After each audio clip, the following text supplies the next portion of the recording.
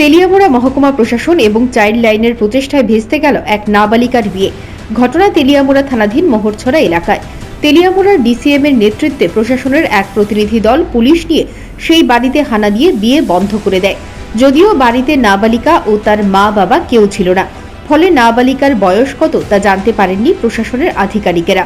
ঘটনা সম্পর্কে তেলিয়ামুড়ার ডিসিএম সৌরভ দাস জানিয়েছেন, খোয়াই চাইল্ড লাইনের কাছে গোপনে খবর আসে তেলিয়ামুড়া মোহরছড়া এলাকার নন্দলাল দাস নামে এক ব্যক্তির নাবালিকাকে বলপূর্বক আগরতলার এক যুবকের সঙ্গে হিন্দু সামাজিক রীতিনীতি মেনে বিবাহ বন্ধনে আবদ্ধ করার কথা ছিল।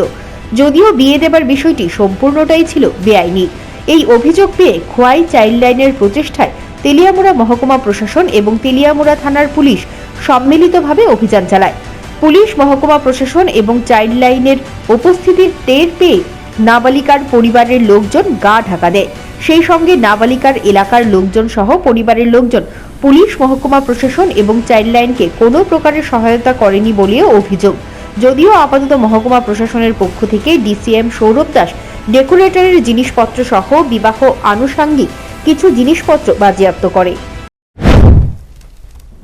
চাইল্ড লাইনে একটা ফোন গেছিল যে মোহরছড়া তহসিলদার আন্ডারে নন্দলাল দাস আর নিবেদিতা দাস, যে একজন মাইনর, ওনারা ফোর্সফুলি বিয়ে দেওয়া হইতেছে। তো যেই মাত্র চাইল্ড কেয়ার আপনার প্রিভেনশন অফিসারকে একটা রিকুয়েশন দিচ্ছিল, তো বেসড অন দ্য রিকুয়েশন আমি আর আমার সাথে তেলিয়ামুড়া থানার পুলিশ এখানে এসে দেখা গেছে যে বিষয়টা সত্য, কিন্তু কারোর সাথে কথা বলা গেছে না। কারণ যেই মাত্র আমরা এসেছি তারা সবাই the flat from the scene, কেউ এখানে আসতো না। আমরা অনেক খোঁজাখুঁজি করার চেষ্টা করছি, প্রত্যেকটা মানুষ আমাদের সাথে মানে একদম কোপারেট করছে না, নন কোপারেশন, টোটাল নন কোপারেশন।